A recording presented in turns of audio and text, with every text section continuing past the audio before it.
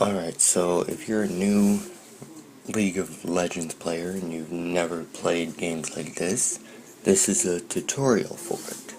As soon as you create your account, boom, this is where it takes you.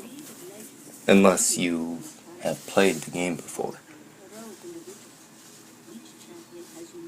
So, in this tutorial, it'll explain, how to move the champion, and then how to use abilities, your Q, W, E, and R abilities.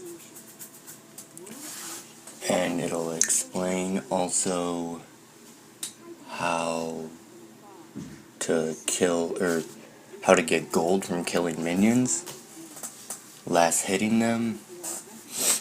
And then you'll also,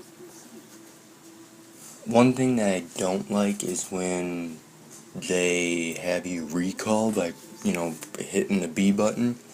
On this specific map, under normal circumstances, you will not be able to recall. Because this map, your platform does not heal you. And you can't buy items.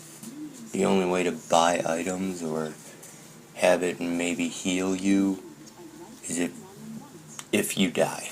Then you can buy items again and you'll respawn and be at full health. That's about it. So, another thing about this tutorial that is kind of confusing is this champion that they have you playing, Ashe, is a ADC, attack damage carrier, and they have armor on her, a defensive item.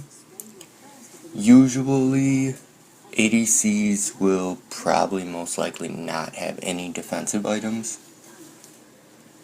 And so, for this tutorial, I understand why they do it.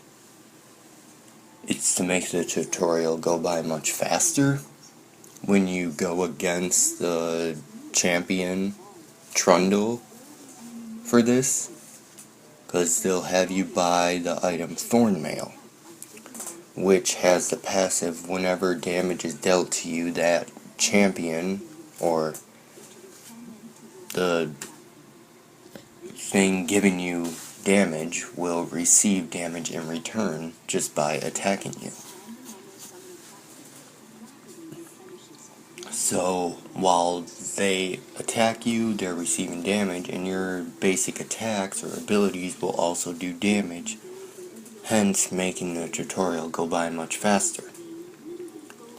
And another weird thing in this tutorial is when you go against that enemy champion, I've noticed that he's 2 levels ahead of you. So, right there, that's probably another reason why they have you get Thornmail, because if someone's levels ahead of you in the match, they're probably stronger in some way.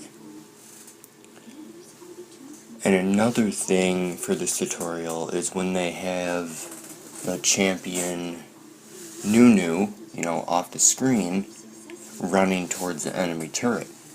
Now that is a really big thing that I've noticed some people just don't understand. Like, you need to have minions under the enemy turret, so that way your champion doesn't get attacked by the enemy turret. And also, the game explains it, but it's not as good, I don't believe, or people just don't grasp it. You can't attack another enemy champion under the enemy turret, because the turrets, protect enemy champions. So if that enemy champion is getting attacked by another champion, that turret will now focus that champion who's doing damage to the enemy champion. It'll stop attacking the minions. Even though there's minions there, you just attack the enemy champion, so the turret's going to protect that champion. And I just feel that a lot of people in the low levels don't fully grasp that. And they should. I don't know if I feel the game, it at least touches base on it. And another thing, you just saw how that turret was, attacking the minions.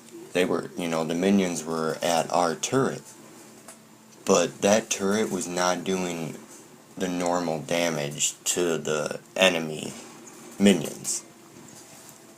It shouldn't take like 5 hits to take out the minions. It's usually like 1 or 2 or 3. So here we take on the enemy champion, and we already have Thornmail. So what I'm going to plan to do is not attack him, and then see whenever he hits me, his health goes down. And so, and he was 2 levels ahead of us.